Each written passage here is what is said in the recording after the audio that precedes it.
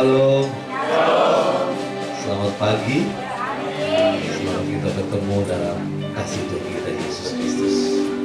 Puji Tuhan, kita akan melaksanakan ibadah Jumat Agung memperingati kematian daripada Tuhan kita Yesus Kristus. Mari kita persembahkan tubuh, jiwa, ada kemuliaan bagi nama Tuhan. Kita beri bersama-sama saudaraku.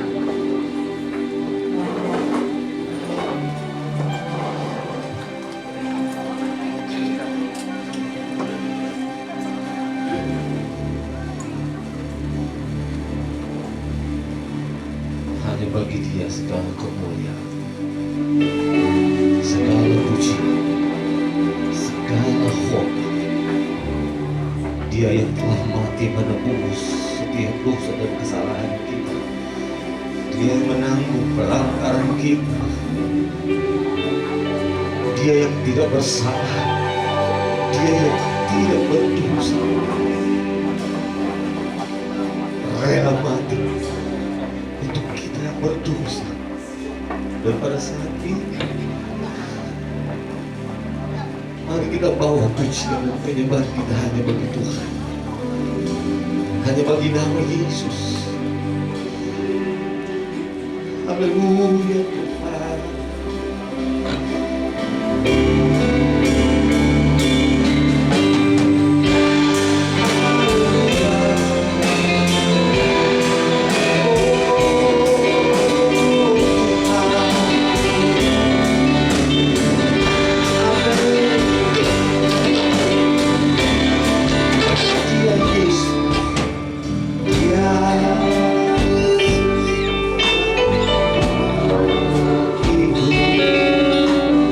Yeah.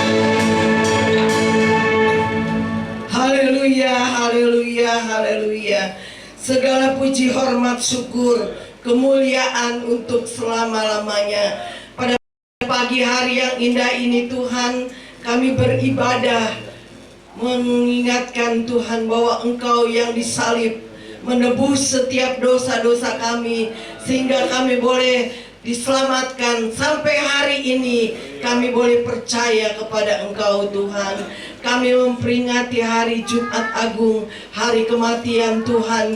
Kami tahu dan yakin Tuhan, Engkau sudah menyelamatkan kami. Kami sudah percaya kepada Engkau. Seluruh keluarga kami, seluruh kami yang ada pada pagi hari ini, kami boleh ada sebagaimana kami ada. Semua ini karena anugerah dan kemurahan-Mu. Segala puji, hormat, syukur, kemuliaan bagi nama-Mu ya Bapa. Kami menyerahkan jalannya ibadah pada pagi hari ini ke dalam tangan-Mu, baik dari permulaan, pertengahan sampai pada tamatnya. Kuasai dengan Roh Kudus-Mu Tuhan. Lawati kami semua. Dengan lawatan Allah kami akan merasakan sukacita berkat Allah mengalir di dalam hidup kami semua yang ada Bapa. Terima kasih, kami sudah mempersiapkan hati kami, pikiran kami, kehidupan kami sudah serahkan dalam tangan Tuhan. Kami yakin dan kami percaya Engkau ambil alih sepenuhnya Tuhan. Kami memperingati Jumat Agung ini, kami yakin dan kami percaya pada pagi hari ini kami diberkati oleh Tuhan. Terima kasih Tuhan, setiap pelayan-pelayan-Mu, sucikan mereka, kuduskan mereka, layakkan mereka semua Tuhan. Kami tahu dan Engkau sudah sucikan dan kuduskan, Engkau sudah layakkan mereka melayani Engkau ya Bapa. Pada pagi hari ini kami berdoa buat pimpinan pujian, baik singer, baik musik, multimedia, kolekta, khususnya buat hamba-Mu yang akan menyampaikan kebenaran firman-Mu. Pakai menjadi alat Tuhan, pakai menjadi berkat buat kami yang ada. Pada pagi hari ini kami memperingati hari kematian-Mu. Kami yakin dan kami percaya kami diberkati oleh Tuhan. Terima kasih, sucikan tempat ini, kuduskan tempat ini dalam nama Yesus. Kami yakin dan kami percaya Engkau sudah menyucikan dan menguduskan. Sebentar juga kami menerima ya Tuhan perjamuan asa yang kudus. Kami menerima, kami makan, minum, diberkati oleh Tuhan. Terima kasih Tuhan. Kami akan mulaikan kebaktian Jumat Agung pada hari ini hanya di dalam nama Tuhan Yesus Kristus. Haleluya, haleluya, amin.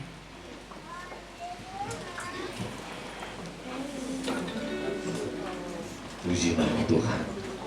Ada haleluya, ada puji Tuhan. Haleluya, puji Tuhan. Haleluya. Yang di depan gak ada suaranya. Haleluya, puji Tuhan. Kok makin melompong? Ada haleluya. Puji Tuhan. Haleluya, puji Tuhan. Terima kasih buat Tuhan Yesus. Pada saat ini melalui pengorbanannya kita ada pada saat ini. Ketika masuk saudaraku, ada jemaat berkata, aduh saya capek sekali, badan saya beriak, flu dan berat begitu banyak. Lalu saya katakan, dengan tubuh dan darah Tuhan pasti disembuhkan.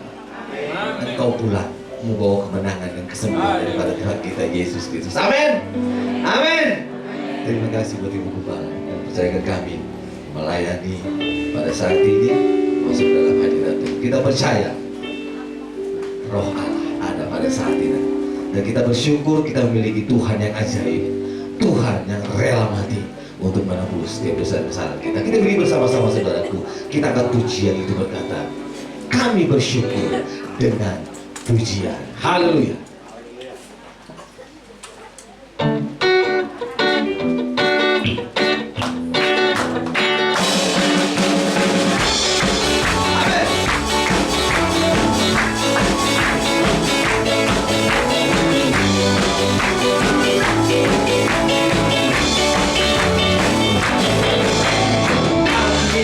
bersyukur dengan pujian, dengan musik dan tarian.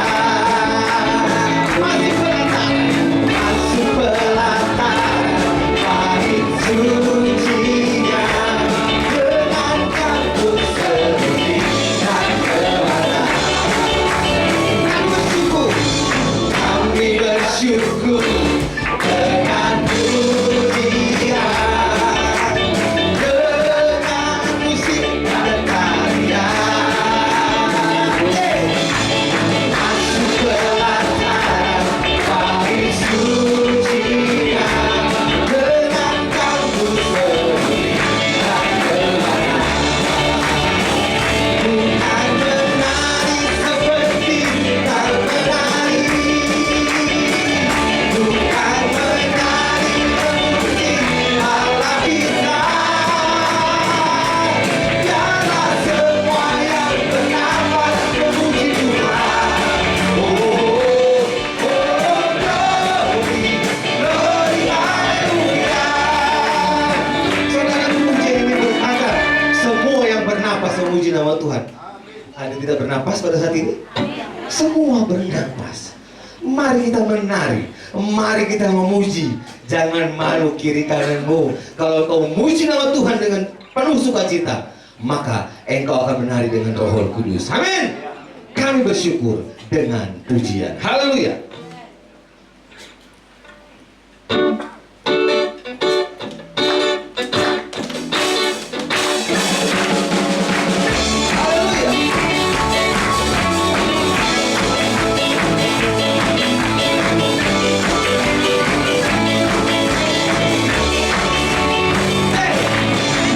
Kami bersyukur dengan pujian, dengan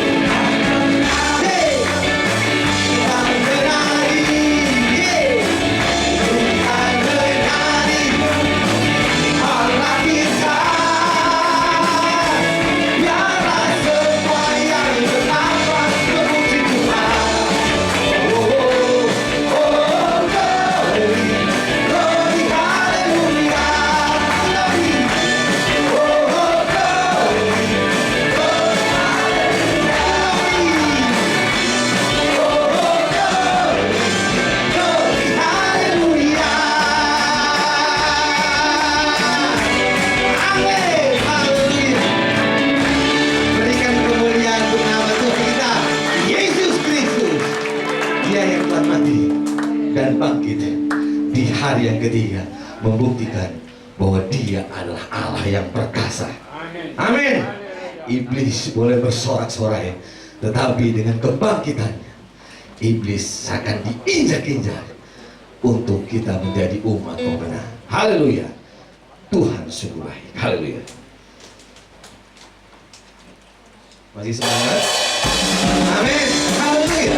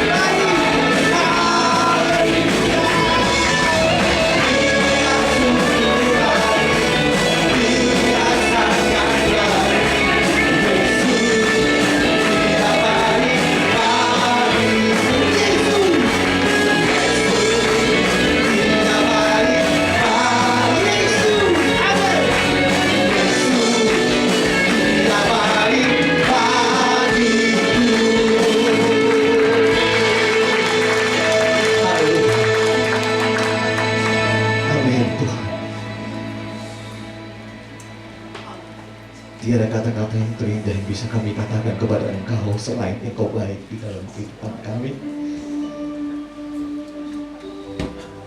Dan hanya karena salib-Mu Tuhan, kami boleh hidup. Dan hanya karena salib-Mu Tuhan, kami menang, kami sembuh.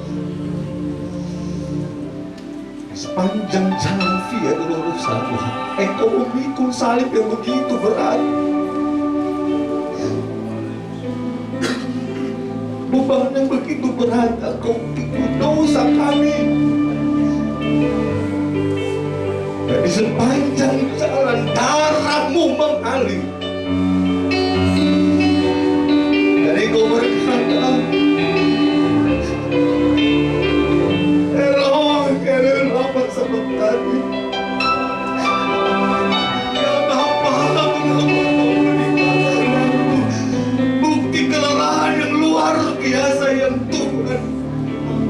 telah lakukan.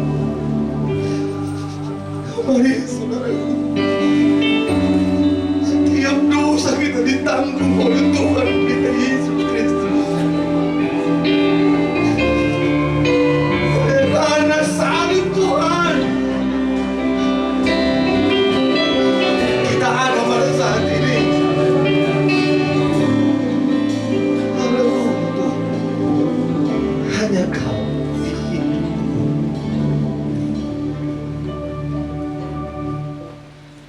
Hanya Kau Tuhan di hidupku.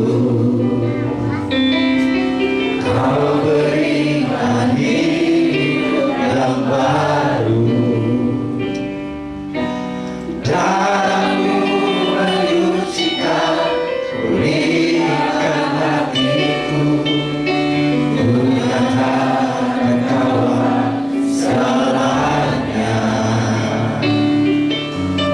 Engkaulah sumber pengharapan. Kuasa-Mu sanggup menyembuhkan. Jiwaku pun berserah hanya kepadamu. Yesus, Kaulah segalanya. Karena salib-Mu, karena salib-Mu, ku hidup. Karena salib-Mu,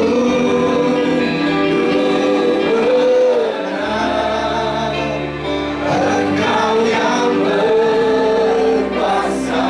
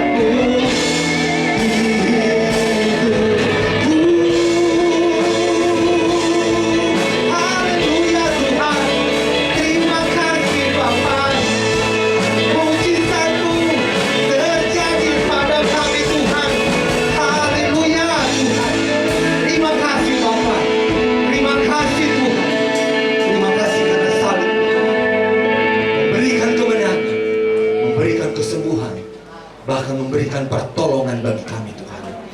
Terima kasih Tuhan, setiap kami yang hadir pada saat ini Tuhan, dimenangkan karena kuasa-Mu Tuhan, dimenangkan karena kuasa darah-Mu Tuhan Yesus.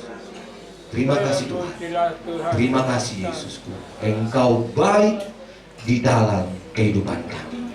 Sebentar kami akan menerima kebenaran daripada firman-Mu Tuhan. Tuhan, berkati hamba-Mu, berkati Tuhan, urapi dia Tuhan Yesus.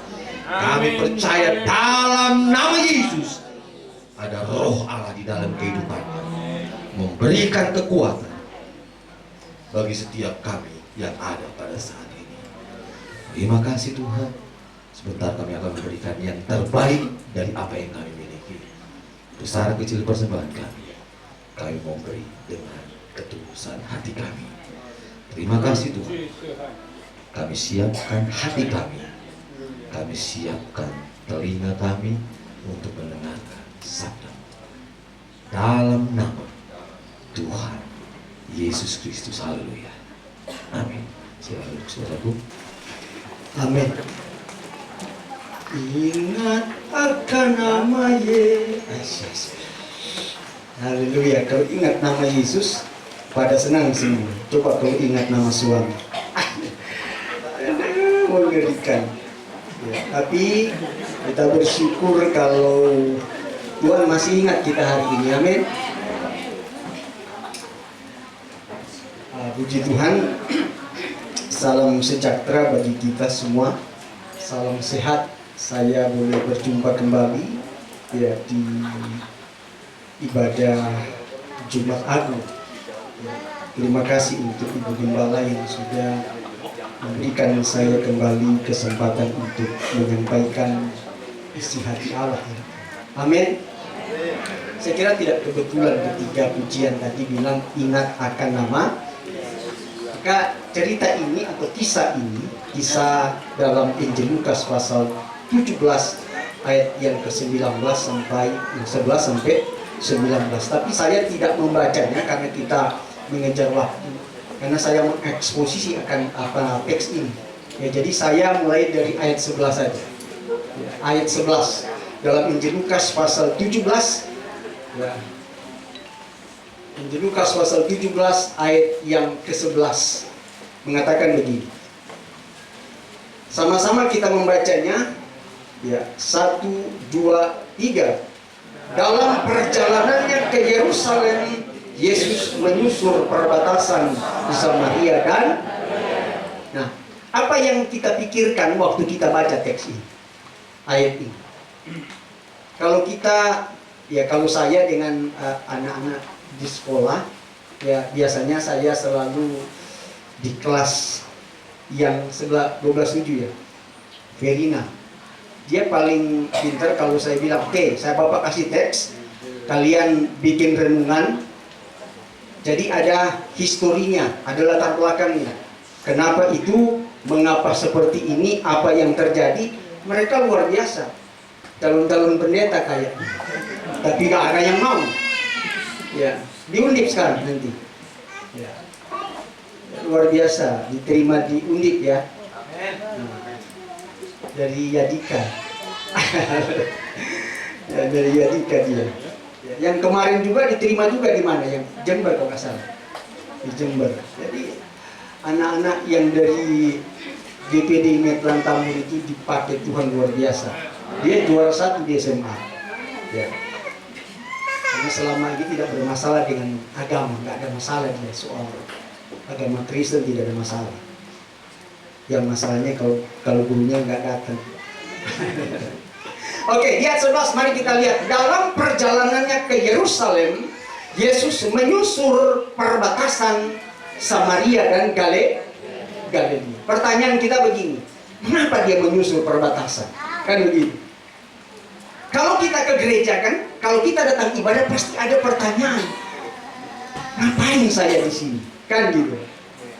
Yesus bukan sekedar jalan-jalan. Dia tidak hanya sekedar gua mau ke Samaria, bukan. Ada sesuatu yang Allah ingin nyatakan kepada siapa? Nah, nanti kalau kita eksposisi pada ayat-ayat ini, kalau kita lihat di ayat yang ke-11 ini, dikatakan begini, dalam perjalanannya ke Yerusalem. Jadi yang menarik sebetulnya adalah kata Yerusalem.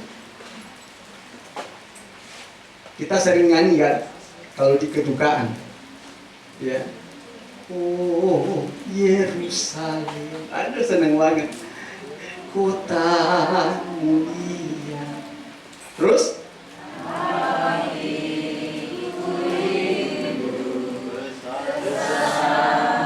ayo kita bareng-bareng ke sana. Enggak ada yang mau kan? Ada yang mau sekarang? Ku rindu ke sana, mau nggak hari ini? Belum. Bohong kita sama Tuhan kan, ku rindu ke sana. Tapi yang pinter, dia ganti lagunya. Ku ingin tetap di sini, ya, menikmati bait-Mu.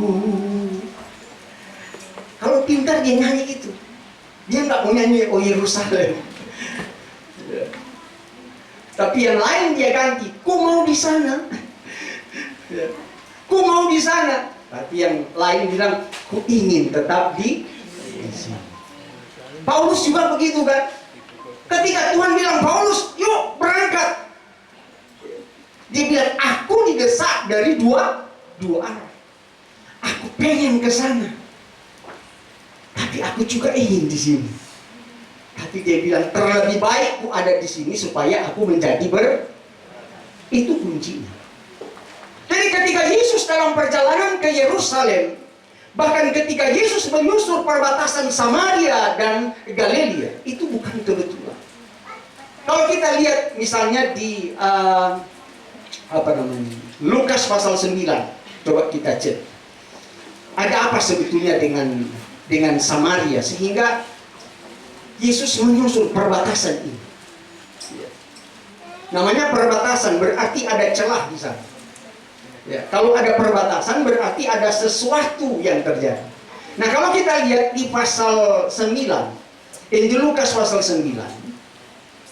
Injil Lukas pasal 9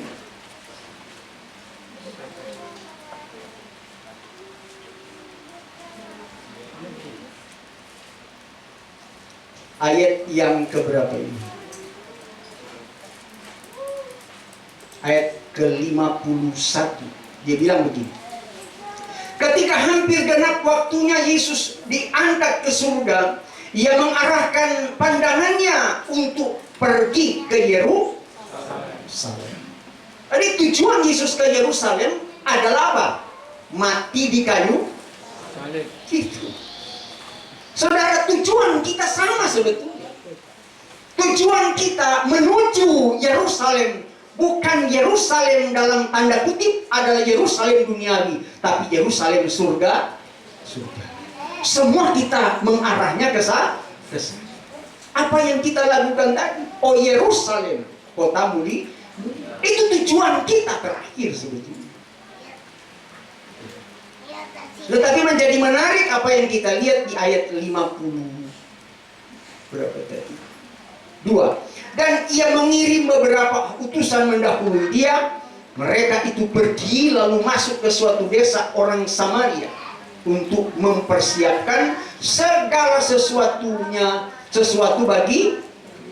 Nah, kita lihat ayat 53. Tetapi orang-orang Samaria itu tidak mau menerima Dia. Mengapa? Karena perjalanannya menuju Yerusalem. Kalau kita memahami membaca teks ini, ya biasakan kalau kita membaca teks di rumah, baca pelan-pelan. Ya, lalu apa sih sebetulnya teks ini bicara kepada saya?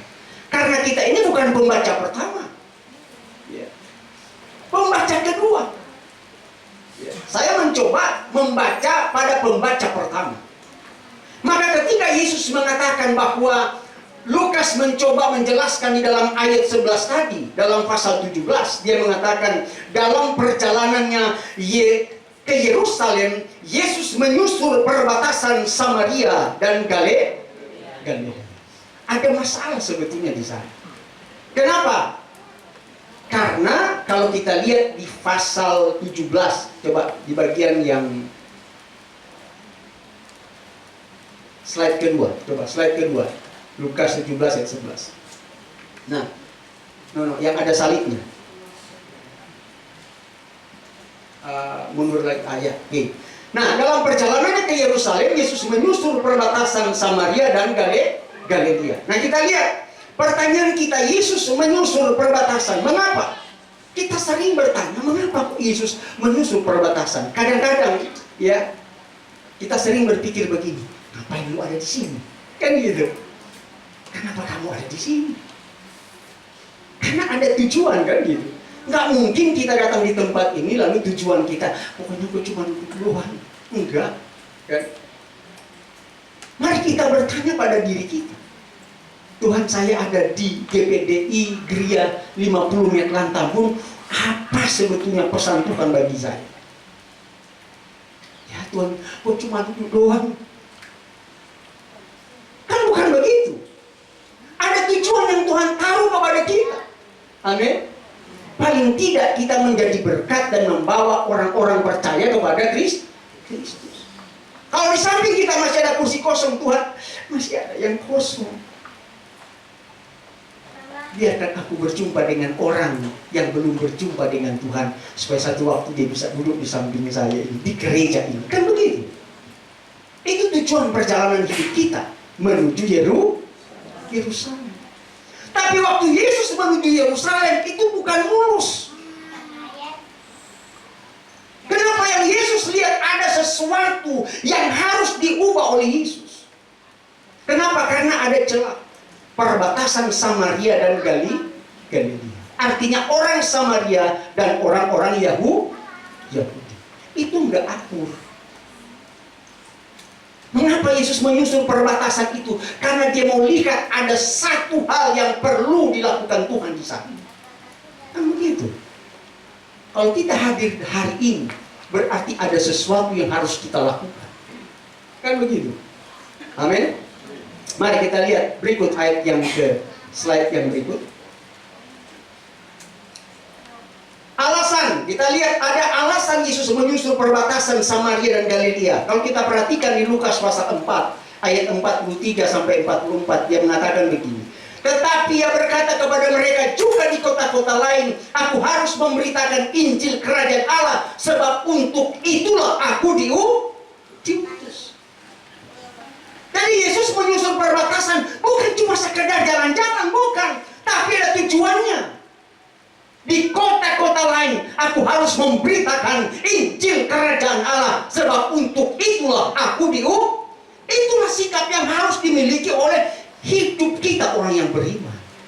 Memberitakan Injil Kerajaan Allah.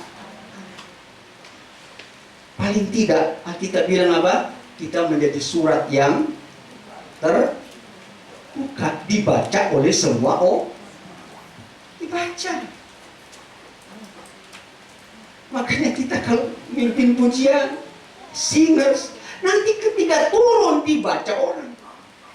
Tadi kayak malaikat. Sekarang kenapa jadi? Ya kan? Anak-anak di sebelah. Menjaganya sulit memang. Amin. Sulit. Wah, kalau banyaknya luar biasa. Ada begitu kan? Luar biasa istrinya nangis-nangis di atas mimbar. Tapi pulang bikin nangis suaminya. Ada kan? Atau suami, waduh,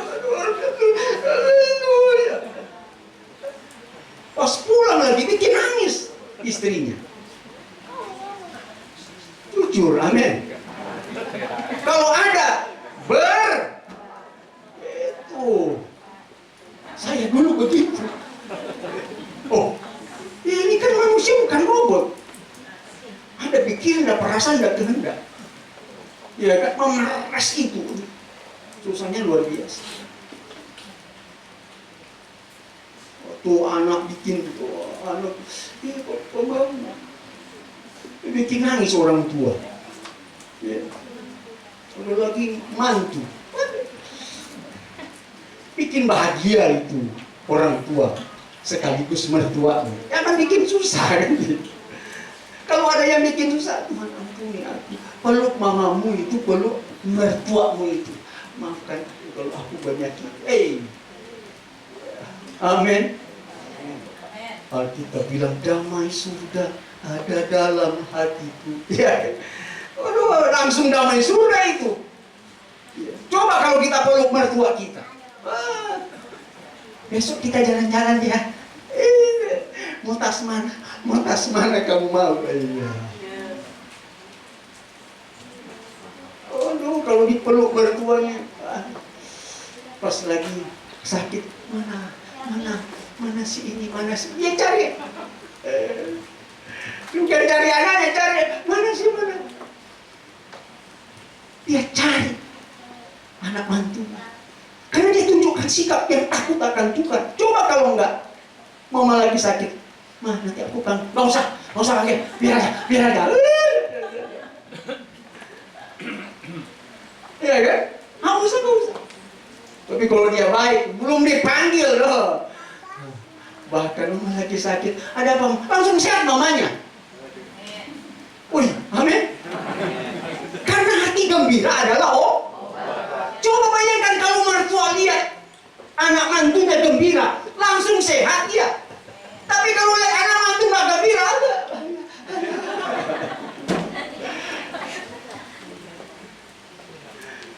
suaminya bilang, kamu nggak usah pergi dah. Dia mama sakit.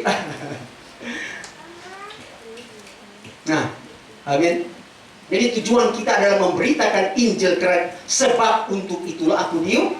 Dan dia memberitakan Injil dalam rumah-rumah ibadat di Yudea. Yang kedua, Lukas pasal 7 ayat yang ke-22.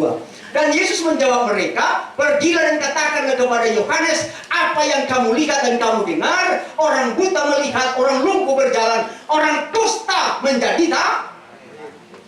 Jadi apa yang ingin dijelaskan oleh penulis di sini? Ketika Yesus menyusul perbatasan daerah Samaria, Galilea dan Samaria, yang ketiga kita lihat untuk menyatakan kepada publik bahwa Yesus adalah Mesias dari Allah atau Mesias anak Allah yang hidup. Nah, satu waktu kalau kita lihat di Lukas pasal 9. Ya.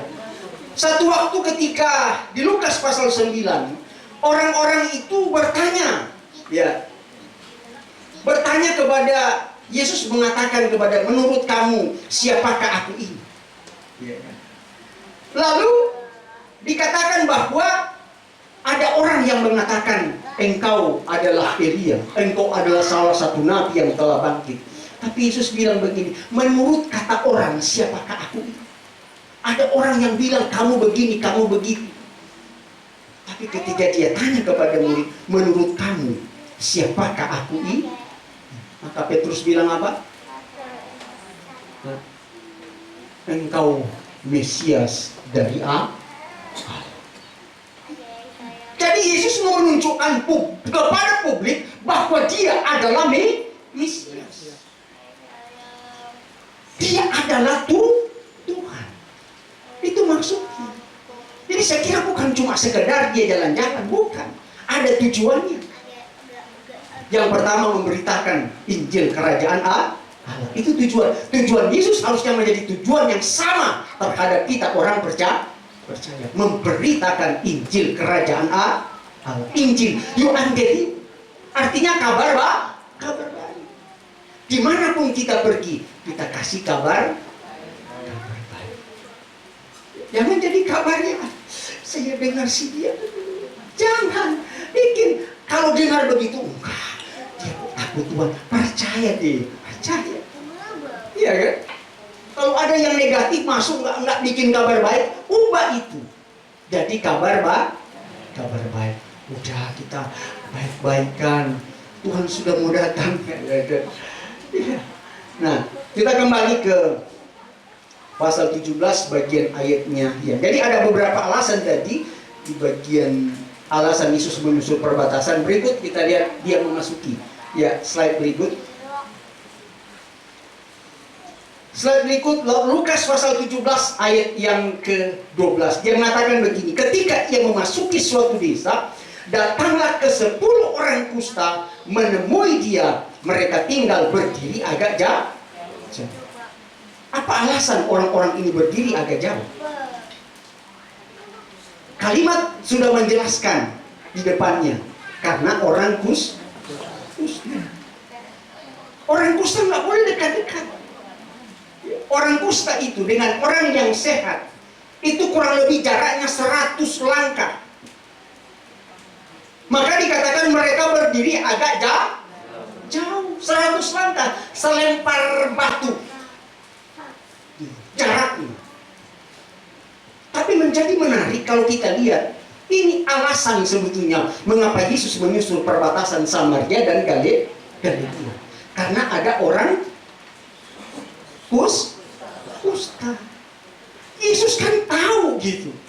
Padahal jalan itu ada 2. Jalan menyusul perbatasan itu jalan terpendek. Kalau jalan yang satu, jalan memutar.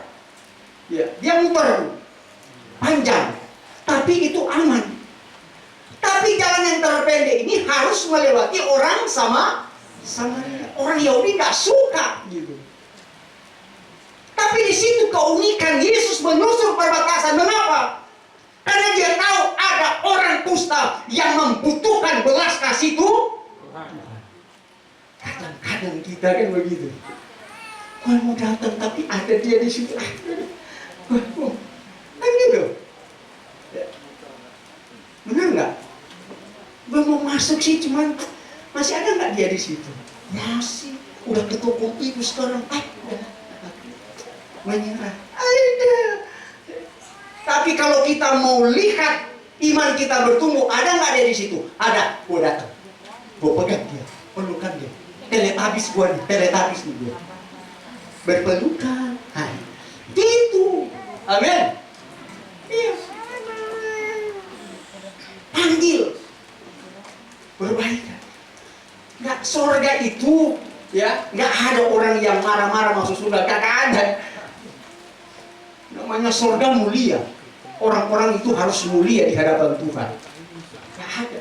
Makanya Yesus menyusul perbatasan itu untuk apa? Mengubah cara pandang mereka. Kita lihat ayat 12 ini. Ayat 12 ya. Di ayat yang ke-12 dibilang tadi, ketika ia memasuki suatu desa, datanglah 10 orang kusta menemui dia. Mereka tinggal berdiri agak jauh. Nah, menarik sekali. Ini 10 orang kusta. Ya, 9-nya orang ya, 1 orang tapi atur kan? Karena sakit. Amin. Artinya begini, coba kita pikir. Orang yang sakit akan mencari orang yang kalau dia sakit hati di dalam komunitas, dalam gereja, dia akan cari orang yang sakit hati yang benar nggak? Benar kan? Dia cari. Dia datang sama dia, kamu. Ayo dia cari. Alkitab itu jujur, amin. Ini orang Samaria dan Yahudi ini berantem. Tidak bisa hidup rukun, tidak bisa damai ini. Tapi karena sakit yang sama, itu membuat mereka bisa bersatu. Coba di gereja. Ya kan? Coba di gereja. Kalau ada satu yang dia cari yang satu.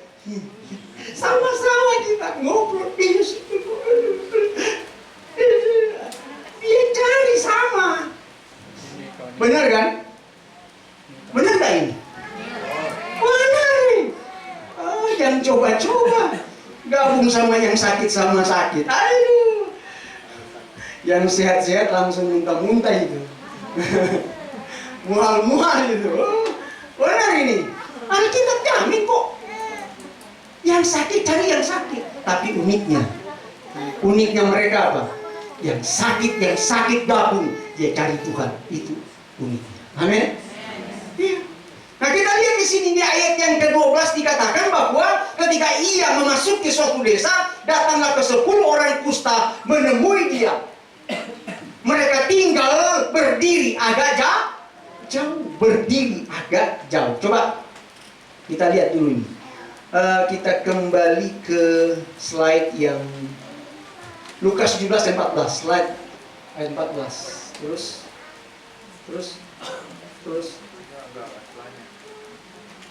Ya, kota Samaria. Terus lagi. Satu kali. Ya. Mari kita lihat di sini. Dalam Lukas 17 dan 14 dikatakan bahwa ayat 14 kita coba cek dulu. Supaya kita bisa paham, kadang-kadang kita baca tapi kita nggak ngerti depan. Dia bilang bagi lalu ia memandang mereka dan berkata, pergilah perlihatkanlah dirimu kepada imam-imam, dan sementara mereka di tengah jalan mereka menjadi takir. Nah, kita perhatikan Imamat pasal yang ke-13. Imamat pasal 13 ayat 46 sampai 47. Ciri khas orang yang penyakit kusta. Pertama, disebutkan mereka berpakaian compang-camping. Yang kedua, rambutnya terurai. Yang ketiga, menutupi muka. Yang keempat, sambil berseru-seru najis. Yang kelima, tinggal terasing dari komunitas, dari keluarga. Tapi kita lihat, mereka suka bersama-sama. Karena satu, walaupun berbeda suku, suka bareng-bareng. Karena sakit sama-sama. Karena hanya orang yang sakit, ya, kalau dia sama sehat, jadi sehat dia. Tapi kalau dia sakit, ke orang sakit tambah sakit nanti. Iya, bisa jadi masalah, bisa jadi virus itu. Ya, dalam komunitas jemaat apapun dan dimanapun pasti akan terjadi. Itulah fakta hidup. Ya. Nah, kita kembali ke ayat yang ke-12 tadi. Nah, kalau kita lihat di ayat yang ke-12, ketika ia memasuki suatu desa, datanglah ke-10 orang kusta menemui dia. Mereka tinggal berdiri agak jauh. Nah, di bagian berikut kita lihat di ayat yang ke slide berikut, kota Samaria. Nah, kalau kita perhatikan, ternyata di kota Samaria sejak Raja Omri, satu Raja-Raja 16 ayat 24, pada tahun 722, ini awal bagaimana persinggungan antara Samaria dan Yudea atau Galilea ini berantem. Sekitar tahun 722 sebelum Masehi direbut tentara Asyur, 2 Raja-Raja 17 ayat yang kelima. Penduduknya dicampur dengan bangsa-bangsa lain sehingga agama mereka juga dicampur menjadi sinkretisme. 2 Raja-Raja 17 ayat 24 sampai 41. Sejak itu, ya, ketika dicampur, maka orang-orang Yahudi, ya, ini kan kerajaan utara itu kota Samaria, ya, kerajaan yang 10 suku, lalu 2 suku yaitu di Yerusalem, Yehuda. Nah, kalau kita lihat di sini ternyata dalam Perjanjian Baru, Samaria adalah daerah di antara Galilea Utara dan Yudea Selatan. Penduduknya dibenci oleh orang-orang Yahudi karena perbedaan pertama agama dan kebiasaan, juga karena darah mereka tidak murni lagi karena perkawinan campur dan penyembahan berhala. Orang Yahudi itu begitu. Ya, mereka sangat menjaga kemurnian suku mereka. Tidak sembarang kali. Ya. Ada kan begitu, kadang-kadang kan muncul, ya, ada suku-suku yang kamu nggak boleh kawin sama orang Manado. Nggak boleh. Ya. Karena image-nya kan. Ya. Kamu juga nggak boleh kawin sama suku Batak. Nggak boleh. Begitu. Tapi dia lupa bahwa darah Kristus sudah datang menebus kita. Ya, dari perbedaan suku ini telah menjadi satu di dalam darah Yesus. Amin. Ya. Jadi itu alasan sebetulnya. Maka di dalam ayat Lukas pasal 9 ayat 53, tetapi orang-orang Samaria itu tidak mau menerima dia karena perjalanannya menuju Yerusalem. Itu masalahnya. Nah, kita lihat lagi di slide berikutnya. Slide berikut di Lukas 17 ayat 13 ini sebenarnya. Halaman. Nah, kita lihat Lukas 17 ayat 13, dan berteriak, Yesus Guru kasihanilah. Nah saudara, kata berteriak diterjemahkan dengan kata airo. Ya. Airo itu artinya apa? Airo itu mengangkat suara atau berseru bersama-sama. Ini orang ini berbeda suku. Orang Samaria dan Yahudi. Karena sakit sama-sama bisa berseru kepada Tuhan. Lalu dia bilang apa? Yesus Guru kasihanilah kami. Bagaimana orang Samaria dan orang-orang Yahudi memandang Yesus itu? Ini yang Yesus ingin nyatakan sebetulnya. Mengapa dia menyusul perbatasan Samaria itu? Mari kita lihat. Yesus Guru kasihanilah kami. Nah, kata guru, kalau kita perhatikan di dalam teks ini, Yesus disebut guru. Kata guru diterjemahkan dengan kata Yunani epistata, dari kata epistates. Bukan cuma guru sekedar pengajaran, bukan. Tapi guru yang dimaksud, dia sebagai pemimpin.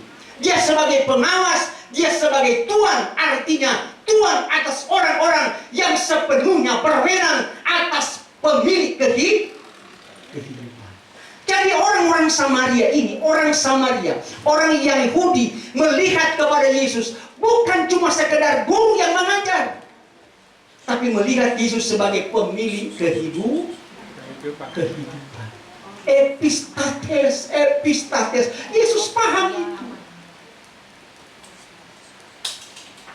Epistates Yesus. Yesus paham.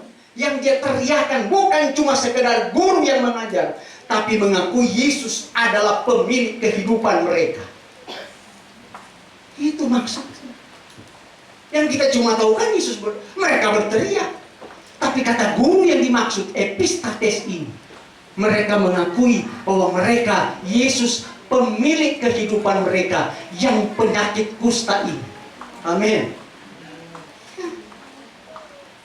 Kita orang percaya harus sama berteriak kepada Tuhan.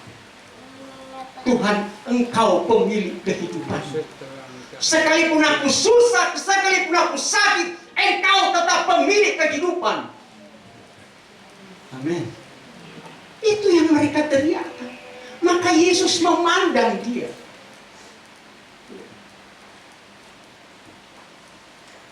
Dia mengatakan begini dan berteriak, Yesus Guru, kasihanilah kami. Kata kasihanilah, berbelas kasih. Compassion. Eleo berbelas kasih atau menunjukkan belas kasihan. Bersikap penyayang. Ada 3 arti dari kata eleo. Asal kata eleos, belas kasih. Yang pertama memiliki atau menunjukkan belas kasih, atau dengan kata dan perbuatan. Yang kedua, khususnya oleh anugerah ilahi. Jadi ketika orang-orang Yahudi yang penyakit kusta dan orang Samaria, ketika mengatakan Tuhan berbelas kasihlah kepada kami, bukan cuma sekedar belas kasih, tapi dengan kata dan perbuatan. Itu yang mereka minta. Maka mereka menyebut Yesus itu sebagai epistates. Tuhan, kami memang betul. Kami ini adalah hamba-hamba. Kami ini hamba dosa, diperbudak oleh dosa, tapi kami adalah milik dari Tuhan sendiri. Yesus, Engkau adalah Tuhan bagi kami. Engkau pemilik kehidupan kami, sekalipun kami ini penyakit kusta. Amin. Itu yang ingin Yesus tunjukkan di teks ini sebetulnya. Dia berteriak. Kuncinya ada di mana? Di epistates. Setiap orang yang berteriak bukan karena dirinya, tapi karena Tuhan. Seharusnya orang-orang yang sakit kusta tidak boleh berteriak seperti itu. Dia waktu berjumpa dengan orang sehat, menutup mukanya dan berteriak najis. Tapi mereka mengubah itu. Amin. Dia nggak pakai itu. Waktu berjumpa dengan Yesus, Dia bilang, Yesus memang betul kami najis, tapi engkau pemilik kehidupan kami. Engkau pengawas kehidupan kami. Engkau pemimpin atas hidup kami. Dan Yesus, kita lihat ayat berikutnya. Ayat 17 ayat 14. Lukas pasal 17 ayat 14. Lalu ia memandang mereka dan berkata, lihat. Jadi waktu mereka mengatakan itu, Yesus memandang. Apa yang Yesus katakan di sana? Kata memandang, kalau kita lihat menggunakan kata horau, melihat secara utuh di dalam pikiran dan hati mereka, bahwa mereka sungguh-sungguh membutuhkan belas kasih Tuhan atas penderitaan yang mereka alami melalui penyakit kusta. Itu yang Yesus lihat. Bagaimana cara pandang kita hari ini terhadap orang-orang yang sakit? Kita mesti memiliki pikiran yang sama seperti pikiran Kristus. Memandang orang dalam kekurangan, sedang melihat Tuhan di balik dari peristiwa itu. Nah, kembali kita lihat. Di Lukas 17 ayat 15. Lukas 17 ayat 15 bilang begini. Seorang dari mereka ketika melihat bahwa ia telah sembuh kembali sambil memuliakan Allah dengan suaranya. Lihat di sini. Seorang dari antara mereka kembali. Yesus perintahkan, perlihatkanlah kepada imam. Mereka pergi. Tapi apakah itu tujuannya? Enggak. Kan Yesus ingin menunjukkan kepada mereka sebetulnya. Kenapa orang ini harus balik? Kan dia perintah pergi kepada imam-imam. Tapi kenapa dia balik? Karena dia percaya Yesus itu epistates. Amin. Yesus itu Tuhan. Yesus itu anak Allah yang hidup. Dia yakin keselamatan hanya di dalam Yesus Kristus. Maka dia balik. Dia balik. Perlihatkan. Maka dikatakan begini. Kata yang dipakai untuk melihat, dipakai kata idol. Dari kata horao, dia melihat dirinya secara utuh sudah disembuhkan yaumai di dalam keselamatan dan anugerah dari Tuhan. Jadi waktu dia melihat penyakit, dia sedang melihat Tuhan di dalam dirinya. Itu bukan penyakitnya, tapi dia lihat Tuhan yang ada di dalam dirinya. Kalau kita ingin raih mujizat Tuhan, seharusnya bukan lihat kepada penyakit, tapi lihat kepada Tuhan di dalam diri kita. Kita melihat Tuhan di dalam diri kita, maka akan terjadi mujizat. Ketika ia melihat, Alkitab bilang begini, seorang dari mereka ketika melihat bahwa ia telah sembuh. Idom dari kata horao juga. Jadi waktu dia melihat penyakitnya, dia melihat ada Tuhan yang sedang bekerja dalam diri dari orang yang sakit kusta. Kenapa? Karena dia menyebut Yesus sebagai epistates, bukan cuma guru sebagai pengajar, tapi dia sang pemilik kehidupan. Maka dia balik begitu. Dia balik. Karena dia tahu sang pemilik kehidupan, dialah Yesus Kristus Tuhan. Bukan imam-imam. Dialah imam besar agung kita, Yesus Kristus Tuhan. Cuma Yesus. Amin. Bagian berikut 16. Lalu tersungkur, jatuh. Nah, kalau kita lihat Lukas pasal 16, dikatakan di sini tersungkur Tito, jatuh ke bawah dengan muka sampai di kaki Yesus dan mengucap syukur. Ekaristio, kasih karunia. Nah, ekaristio ini sebetulnya waktu dia mengucap syukur, ini luar biasa sebetulnya. Artinya apa? Ketika dia mengucap syukur, dia mengakui hanya Tuhan yang melakukannya untuk dirinya, bukan karena dia. Bukan karena hebat kita.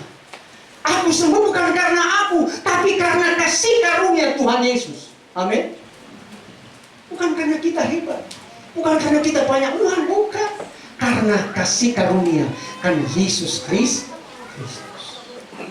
Filipi pasal 2 bilang apa?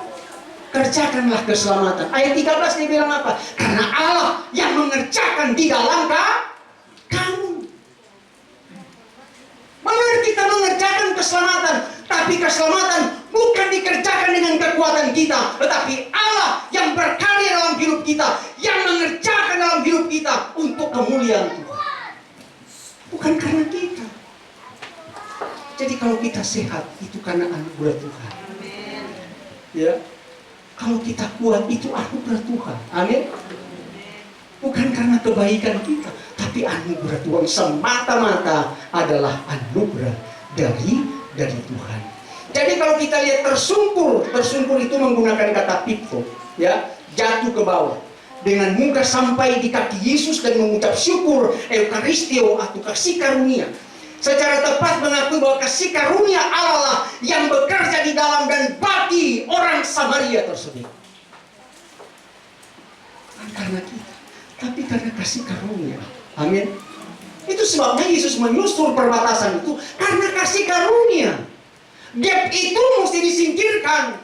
Yang menyingkirkan gap itu hanyalah Yesus Kristus. Amin. Yang mengubah cara berpikir kita cuma Yesus Kristus. Sekalipun mama nangis, berubah namun nggak mungkin. Ya, nggak mungkin. Tapi kalau seorang ibu, seorang ayah datang kepada Tuhan dalam belas kasih Tuhan, maka Tuhan akan mengubah anak-anak kita. Kita mesti berubah. Mengubah istri, mengubah suami, kita mesti berubah. Mengubah anak-anak, kita mesti berubah. Seorang pria mengubah istri atau mengubah suami, dia mesti berubah. Kadang-kadang kita anak saya, suaminya, ayahnya harus berubah. Kita mesti berubah. Tunjukkan bahwa kita orang tua yang takut akan Tuhan. Amin. Anak marah kita juga marah. Tapi ketika anak marah, kita datang, Tuhan, aku tahu Tuhan ada di sana. Amin. Aku tahu Tuhan ada di anakku, Tuhan. Itu. Ketika kita nggak sanggup lagi mengubah anak kita, kita cuma bilang, aku tahu Tuhan ada di anak. Tuhan yang mengubah mereka. Ketika kita melihat mertua, melihat mantu kita, kita cuma bilang, Tuhan, Engkau ada di anak mantuku, Engkau ada di anak-anakku. Gitu. Kasih karunia dari Tuhan yang menuntun kehidupan kita. Lalu Yesus berkata, bukankah ke-10 orang tadi semuanya telah menjadi tahir? Ayat 17-18. Di manakah yang 9 orang itu? Ini bukti. Bukti bahwa dia bilang, aku sebetulnya Yesus. Ketika orang kusta balik, orang Samaria balik, bersyukur kepada Tuhan. Dia bilang, mana yang lain? Dia mau bilang begini, akulah Yesus sebetulnya. Amin. Dia mau beritahu, akulah kebangkitan dan hidup ini. Akulah yang kamu cari selama ini. Yesus Kristus Tuhan. Bukan yang lain. Maka dia tanya, mana yang lain? Tidak adakah di antara mereka yang kembali memuliakan Allah? Artinya apa? Yesus bilang begini, akulah Allah. Akulah Allah sebetulnya. Yang Yesus bilang kepada, mana yang lain? Dia memproklamirkan dirinya bahwa dia adalah Allah yang hidup, yang penuh dengan kuasa. Amin. Tapi hanya satu yang balik, orang Samaria. Dia paham, epistates, engkau pemilik kehidupan.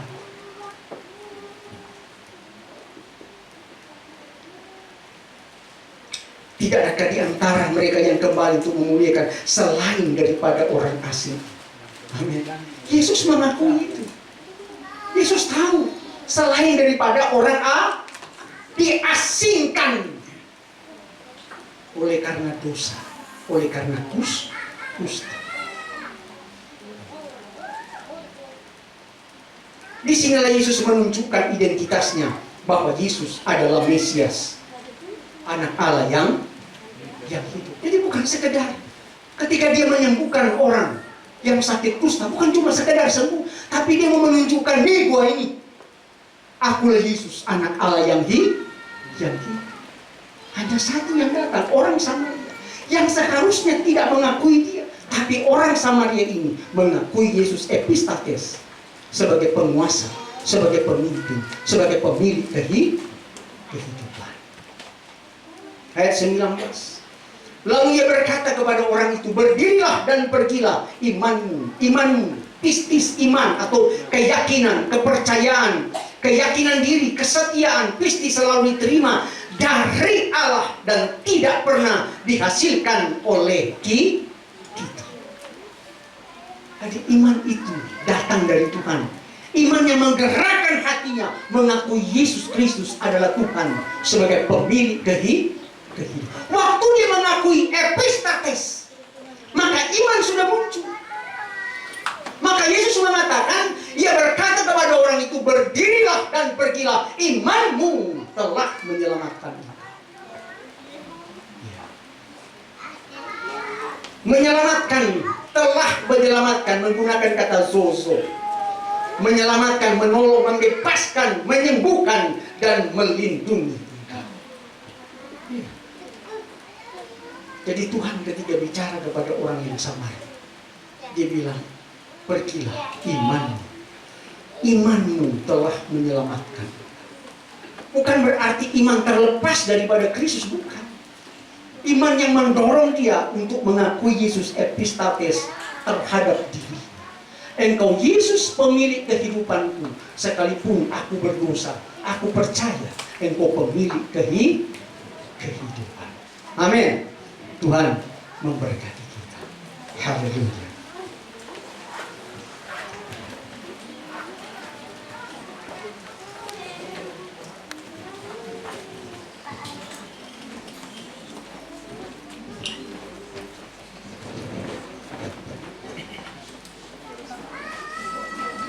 Kita akan masuk dalam perjamuan kudus.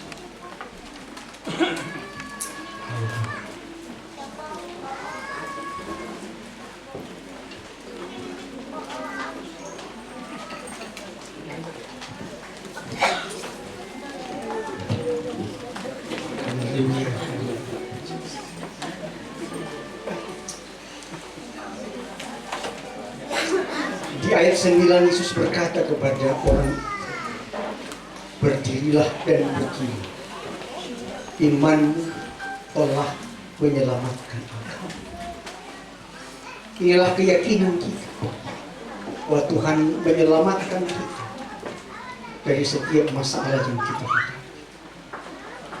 Dia Yesus Kristus Tuhan yang sudah mati mengangkat dosa-dosa kita. Mari kita mengarahkan hati kita kepada Tuhan. Biarlah anugerah Tuhan nyata bagi kita semua. Haleluya, haleluya. Salibnya, salibnya, salibnya.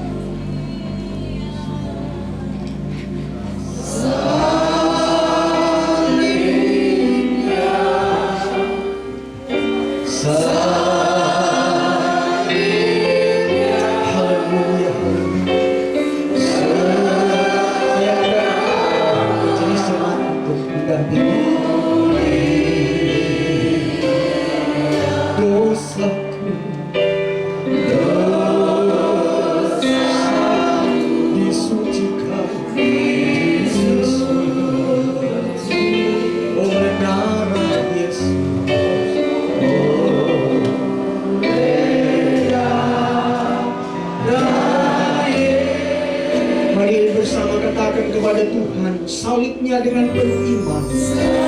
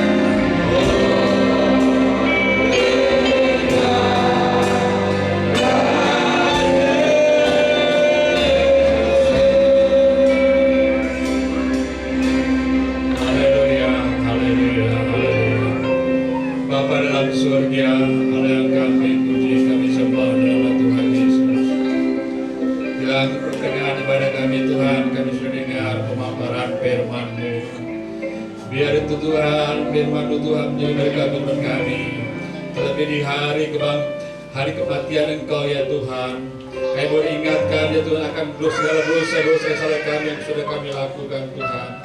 Mari Engkau bersihkan hidup kami, hati kami semua Tuhan, supaya kami jemaat semua Tuhan menjadi hidup yang baru, hidup dalam Engkau, hidup dalam kekudusan dalam Engkau. Terima kasih Bapa di surga, terima kasih Tuhan Yesus. Berkati hamba-Mu yang sudah menyampaikan firman-Mu Tuhan buat kami semua. Berkati pelayanan ya Tuhan, nama Engkau boleh puji muliakan selalu. Terima kasih Tuhan Yesus, kami mau Tuhan menjalani Tuhan sakramen perjamuan kudus ini Tuhan. Mari ya Tuhan, Engkau Tuhan siapkan hati kami, pikiran kami Tuhan, supaya kami boleh terfokus ya Tuhan untuk perjamuan asa ini yang akan kami lalui Tuhan, biar nama Engkau boleh dipuji dan dimuliakan. Terima kasih Tuhan, terima kasih Tuhan. Dalam berkat nama-Mu kami sudah berdoa dan syukur. Haleluya.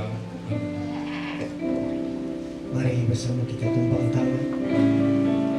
Anugerah dan damai sejahtera dari Allah yang melampaui segala akal akan memberkati, akan mengurangi dan menguduskan di dalam nama Tuhan Yesus Kristus. Haleluya. Amin.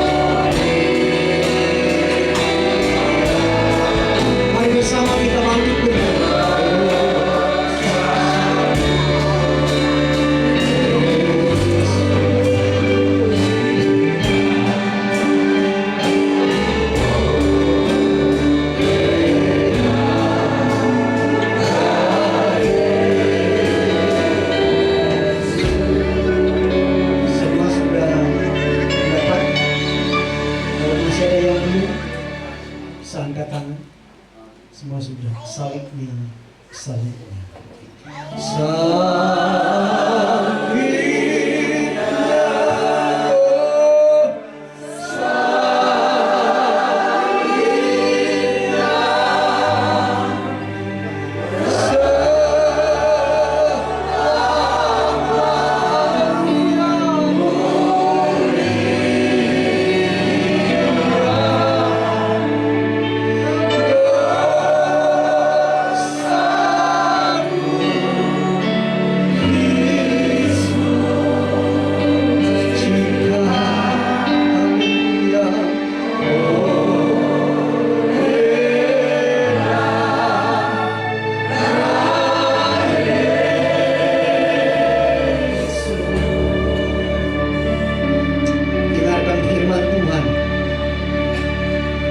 Sebab apa yang telah kuteruskan kepadamu, telah kuterima dari Tuhan, yaitu bahwa Tuhan Yesus pada malam waktu ia diserahkan, mengambil roti, dan sesudah itu ia mengucap syukur atas, ia memecah-mecahkannya dan berkata, inilah tubuhku yang diserahkan bagi kamu, perbuatlah ini menjadi peringatan akan aku.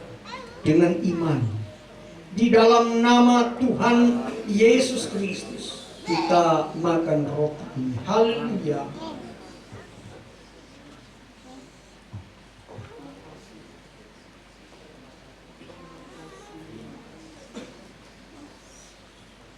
Terima kasih Tuhan.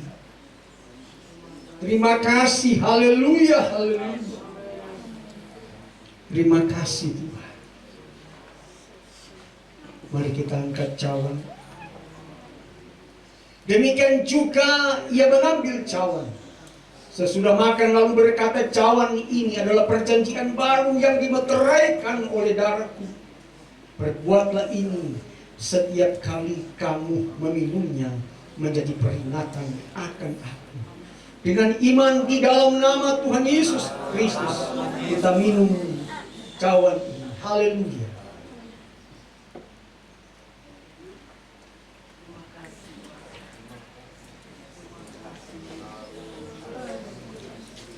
Terima kasih. Terima kasih Tuhan Yesus.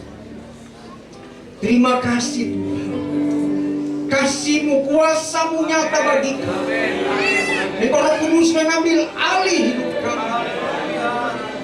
Kami percaya kesembuhan. Kami percaya pemulihan dari Tuhan. Dinyatakan Tuhan bagi kami lewat perjamuan kudus ini. Di dalam nama Tuhan Yesus Kristus. Haleluya, haleluya. Amin, amin.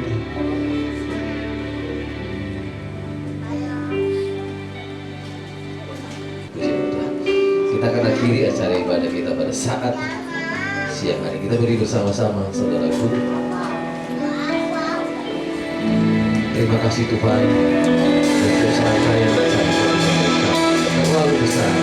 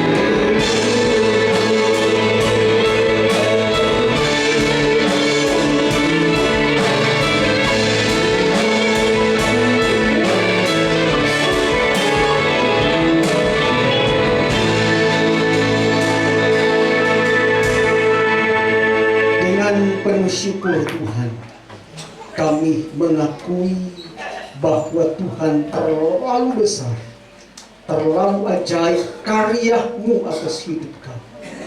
Terima kasih Tuhan untuk penyertaan Tuhan dalam ibadah Jumat Agung hari ini. Tuhan yang menuntun dan Tuhan juga yang memberkati.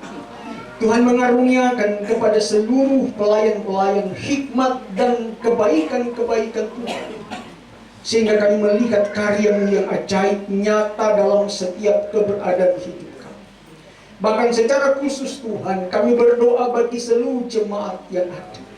Secara khusus bagi GPDI Gria 50 Metlan Tambun. Tuhan menuntun dan memberkati mereka dalam pekerjaan, dalam usaha, dalam studi perkuliahan, pergaulan mereka. Mari Tuhan menuntun mereka dengan kasih sayang dari Tuhan. Hindarkan dari mara bahaya mengancam keselamatan hidup mereka. Mari Tuhan berikan kepada seluruh jemaat Tuhan kasih sayang Tuhan, sehingga persekutuan yang indah terus terbangun di antara jemaat Tuhan. Memberkati keluarga gembala setempat, memberkati anak-anak, memberkati cucu-cucu, memberkati seluruh rencana dan karya Tuhan atas kehidupan mereka. Berkati Ibu Gembala di masa tua dengan hikmat, kekuatan, kesehatan dari Tuhan, sehingga diberikan kemampuan, kesanggupan untuk memimpin pelayanan penggembalaan di tempat ini. Kami percaya tangan Tuhan akan tetap dan terus menyertai dan memberkati. Berkati juga pekerjaan Tuhan secara khusus ke sekolah minggu, pemuda, remaja, kaum bapak, kaum ibu, bahkan seluruh jemaat Tuhan dalam setiap karya mereka bagi pekerjaan Tuhan. Diberkati oleh Tuhan di dalam nama Tuhan Yesus Kristus. Ibadah yang akan berlangsung pada hari Minggu dan sepanjang minggu yang berjalan, mari Tuhan menuntun dan memberkati. Karya-Mu Tuhan saja dinyatakan di tengah-tengah keberadaan jemaat Tuhan. Terpuji-pujilah nama-Mu. Mari arahkanlah hati kita kepada Tuhan, dan biarlah kasih dan sayang dari Tuhan kita Yesus Kristus, kuasa dan penyertaan Tuhan akan dan tetap serta menyertai kehidupan kita bersama. Mulai hari ini, besok, sampai selama-lamanya. Tuhan yang memberkati seluruh jemaat Tuhan, memberkati pekerjaan mereka, usaha mereka, memberkati rencana-rencana mereka sepanjang minggu yang akan mereka lewati dengan kekuatan dan kebaikan dari Tuhan. Berpujilah nama-Mu di dalam nama Bapa, Anak dan Roh Kudus, dalam nama Tuhan Yesus Kristus. Kiranya berkat-Mu yang ajaib, kiranya kuasa-Mu yang penuh dengan keagungan itu akan dan tetap dan terus menyertai kita mulai hari ini, besok, sampai selama-lamanya. Dan jadilah Tuhan menurut kehendak-Mu. Di dalam nama Tuhan Yesus Kristus kami akhiri ibadah ini. Haleluya, haleluya. Amin.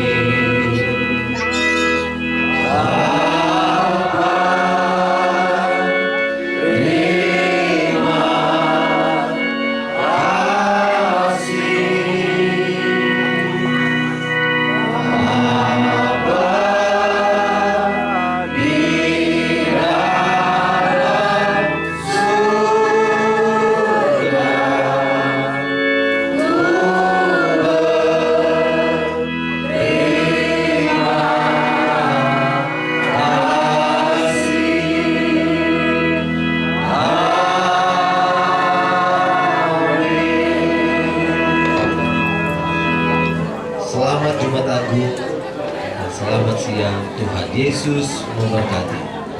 Haleluya, haleluya.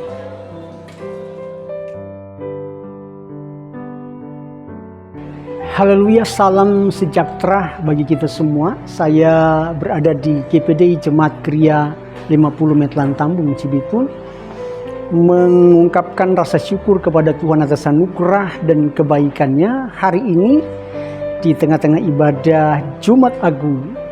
Hari ini menyatakan karya Tuhan bagi kita semua, bahwa yang paling penting dan paling esensi dalam hidup kita, marilah kita menjalani kehidupan kita dalam karya dan keagungan Tuhan. Hari ini kita melihat salah satu gambaran itu, bagaimana orang Samaria yang kembali kepada Kristus untuk dipulihkan dan disembuhkan oleh Tuhan. Dan biarlah hal yang sama juga menjadi jawaban bagi kehidupan kita, bahwa hanya di dalam Yesus Kristus kita mengalami pemulihan dan kesembuhan dari Tuhan. Bagi jemaat-jemaat yang akan beribadah, saya percaya bahwa dengan kekuatan dan hikmat dari Tuhan akan menuntun dan memberkati di sepanjang minggu yang akan kita lewati bersama. Tuhan memberkati, terpujilah Kristus Tuhan. Haleluya. Amin.